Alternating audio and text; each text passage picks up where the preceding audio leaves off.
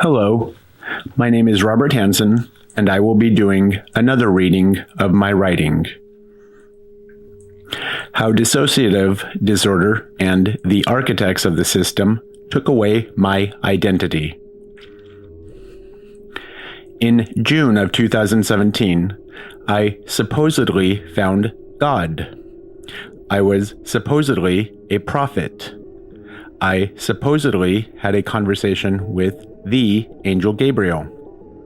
I discussed this in the video, How I Found God, in quotations, aka the Architects of the System.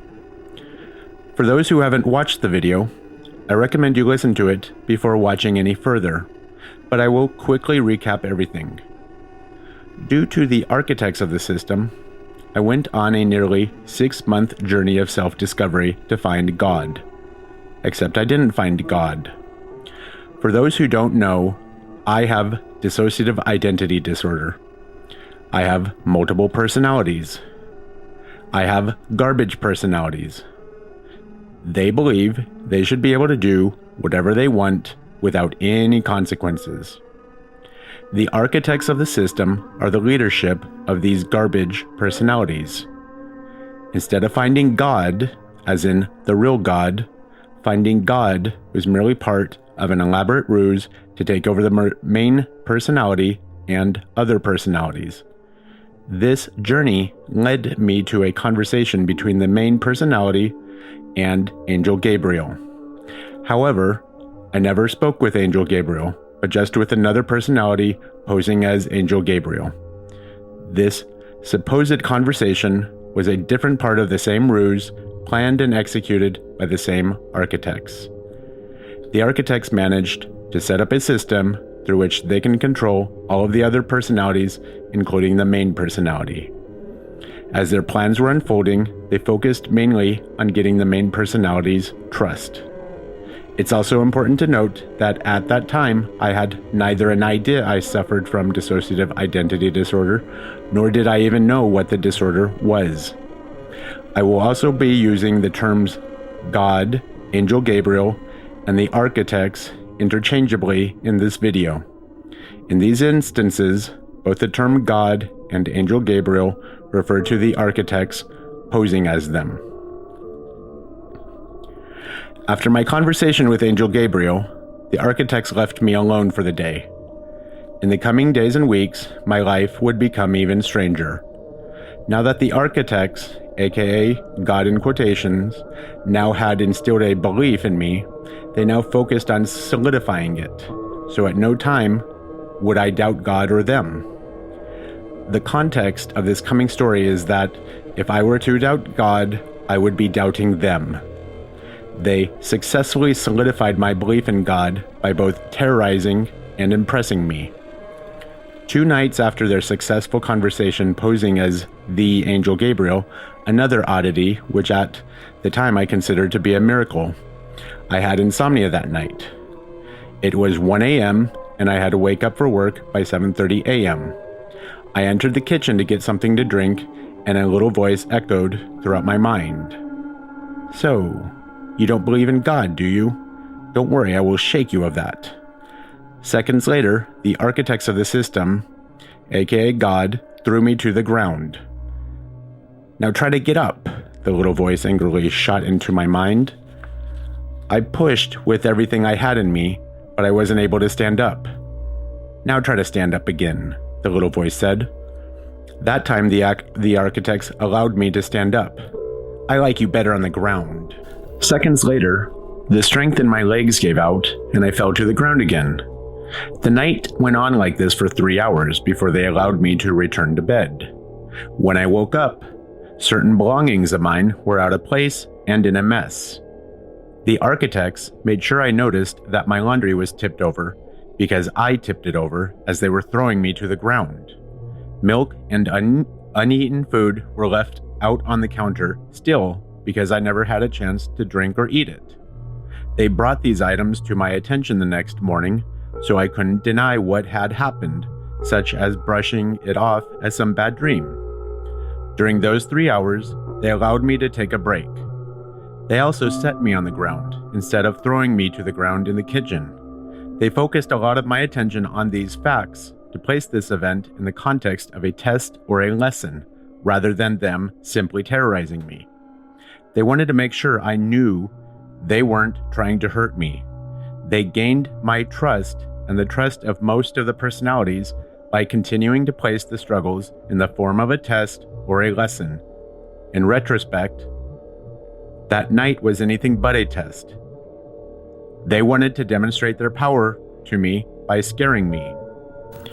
A few days later, the architects, posing as Angel Gabriel, proposed that I take a vacation because, as they said, they were genuinely concerned about my welfare. At that time, it was July of 2017, and I had earlier traveled to the coastal town of Pembrokeshire on the western side of the United Kingdom in May of 2017. There was a local and cozy inn called the Grove Hotel. The town was very quaint and historical. Earlier in the week, I called the hotel to set up reservations. During the phone call, the connection was very intermittent, with the hotel employee only hearing parts of the conversation. I will get back to this detail later, because it is significant. Regardless of the connection, I remained confident that I successfully made the reservations to stay that weekend. That Thursday or Friday, I packed my belongings and left for the town of Pembrokeshire Wells. This time, the trip was very different because there was now regular communication between me and Angel Gabriel. The architects told me to withdraw $300, as that, according to them, would be all I needed. This is also an important detail. I managed to reserve one of their finest rooms. I left early in the morning and arrived later that afternoon. Being exhausted from the 5-hour drive, I slept immediately upon arriving. An hour into my slumber, someone knocked on the door of the room. I didn't know who it was at first, but seconds later I found out that it was one of the managers. This scared me, and by this time I was regularly looking for answers from the architects, aka Angel Gabriel. I also believe I was scared because the architects wanted me to be scared. "I thought you promised I wouldn't be hurt," I nervously said to the architects at that moment. "Don't worry, just enjoy the ride," the little voice shot back. I nervously opened the door. The manager explained to me that this was one of their finest rooms, costing nearly £300, and that they gave it to me by mistake.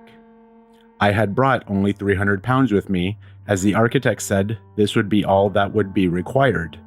However, they had a room at a different hotel in which I could stay on their dime. This room would be free to me. I stayed and slept over in that room for free. I believe that the architects knew this would happen and planned for it. Again, they wanted to make sure I could not deny the evidence of the miracle because I actually stayed in that room for free. They wanted to make sure that I would remember this, and at that time, I remember it being no small feat. The intermittent phone call. When I originally called to make the reservation, the connection was very intermittent. I remembered that connection being intermittent to the point that it somewhat obstructed communication. It seemed like then and even now that there was just the right amount of interference at just the right time, ensuring a mistake by one of the hotel employees. I have no explanation as to how this happened, but I believe the architects did this intentionally to impress me, thus solidifying my faith in God. The oddities did not stop at the hotel room. While I was in the little town of Pembrokeshire, I visited the coast the following day. However, this visit would be unlike anything I have ever seen of a coast. In order to reach the banks of the coast, you have to make it over a small hill blocking the view of the ocean completely. When I had visited earlier, the tide was receding, but I went back very early the following morning, so I climbed over that hill again, and the tide was all the way nearly to the top of the hill on the other side. It was an amazing sight to behold. The architects had also heightened my senses so as to heighten the enjoyment of the moment. It's also important to note that these were the type of prophet experiences of which Angel Gabriel spoke days previously. "This is what I wanted you to see," the little voice spoke at that moment. Normally, a beach just looks like a beach, But during that instance, it really was quite moving. I do not know how the architects would have been able to know about the tide, as I still, as of today, have no explanation, or at least any good explanations. This moment with the free room thoroughly impressed me. The architects were also correct. I needed no more than £300 for the entire weekend, as I never had to pay the £300 for one of their finest rooms, or pay anything for that matter. The text did not just solidify my belief in God and my position as a prophet through impressing me, they also terrorized me. After I returned home from the trip, I quickly saw a very different side from them. The architects recommended that I start watching movies, and not just any movie. The kind of movies from which I could glean insights into human psychology. They told me that my gift was my ability to see into individuals' souls. They also told me I would be using this gift to change the world. In the beginning of the following week, I was watching such a movie when suddenly Angel Gabriel, and by this point I really was only talking to Angel Gabriel, told me to pause the movie about halfway into it. Moments later, he began speaking a very high level of German at me. I hadn't spoken German for years, so I was both amazed and it caught me off guard. Minutes into the conversation, the architect stunned me with excruciating pain. My emotions overwhelmed me. It felt as though I was being electrocuted or burned alive during those moments. It lasted for around 5 seconds. I began sobbing due to the intense pain. Angel Gabriel, aka the architects, told me that if I am going to understand pain of others, then I must be able to understand my own pain. From my initial contact with God, in quotations, aka the architects, until October of 2017 again, they maintained the ruse by disguising the inflicting of pain for their enjoyment in the form of a lesson. I am unsure of the following facts, but communication with Angel Gabriel lasted 2 weeks at most. Angel Gabriel, aka the architects, told me that he could only communicate with one person at a time and that he had other prophets with which to communicate.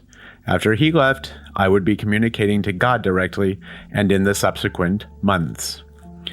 After having thoroughly impressed and terrorized me, they would now try to alienate me from my family and friends. They began telling me that my father, with whom I grew up, was not that same individual, but was very dishonest and even abusive. Afterwards, they told me that my dad was going to die due to his failing health. They followed up this prediction with an additional prediction. They also told me that one of my brothers would kill himself after a bad breakup of his first serious relationship with a woman. After all the miracles and oddities and prior ills in my life, they were able to convince me that these predictions would come true. I was devastated. They also told me that some of my best friends known from childhood were no friends at all. Additionally, the architects kept on repeating the phrase that the world's greatest writers are great, but they are seldomly happy. They were trying to convince me that my life would parallel that of some of the plots of Greek tragedies. A Greek tragedy is a play in which the protagonist, usually a person of importance and outstanding personal qualities, falls to disaster through the combination of a personal failing and circumstances with which he or she cannot deal. My life would mirror this, according to the architects. My dad, supposedly dying, was part of this. They said this so confidently, in fact, that they told me to call my parents and find out for myself. I nervously called my parents twice, but there was no answer. In the midst of trying a different number for a third attempt, they cut the scenario off early. They told me these things to terrorize me into submission. It was working. But for the record, my dad and brother are still alive. They were wrong about this. The architects had just gotten started with me, as next they would attack my very identity, from which I am still suffering as of September 2019. They wanted to further demonstrate their power over me. 4 days before my last day at work, I completely forgot who I was. I forgot my name. I forgot who my friends were. I forgot where I worked. And they had me convinced that I wanted a new life. I lived in Eaton-Soken at the time, but I drove and still do not remember how I got to Cambridge. I just remember waking up and being in Cambridge, United Kingdom. This date lasted 3 hours. This would be the first of 2 such occasions, and I believe the first such occasion was practice for the real thing in a few days. Of the year and a half that I worked at my job, I was late on only 2 occasions. On this occasion and the real thing, which would take place in a few days. The last of these occasions would be the last physical day I would be at my job. The next time, the exact same thing happened again. My memory is still hazy regarding the details of that morning, but I remember essentially driving around all night. I was so tired that I ended up getting into an accident by running into a light pole. Fortunately, I was not driving very fast, as my injuries were not serious. In a display of their power, the architect's power, this time, I forgot pretty much everything about who I was, whom I knew, who my friends and family were, where I worked, or even the type of job I held, or even that I was in the United Kingdom for that matter. I don't remember very much from that day, but I remember feeling the urgent necessity of trying to find a new job and a new life. I felt as though I was being choked emotionally and in every other way. In reality and imagination, I just had to flee. Again, I believe they were highly manipulating me to get the result they wanted. My final destination was Norfolk, United Kingdom. They had me convinced that I was in Norfolk, Virginia, trying to find a new job. My friends and family later called me while I was still being hospitalized within days of my dissociative fugue state, but I did not recognize them. I still did not recognize them even after months had passed, including during my return home. As a demonstration of the architect's power, this severe memory loss still haunts me as of September 2019. After this even, I would be further hospitalized for nearly 6 months in a mental health hospital. I would also still suffer from this disorder, dissociative disorder, more than 2 years later. This is my life, this is the disorder, and a rather nasty disorder it is. Thank you for watching. If you enjoyed watching this video and would like to view more videos like this, please leave a like, share, or subscribe.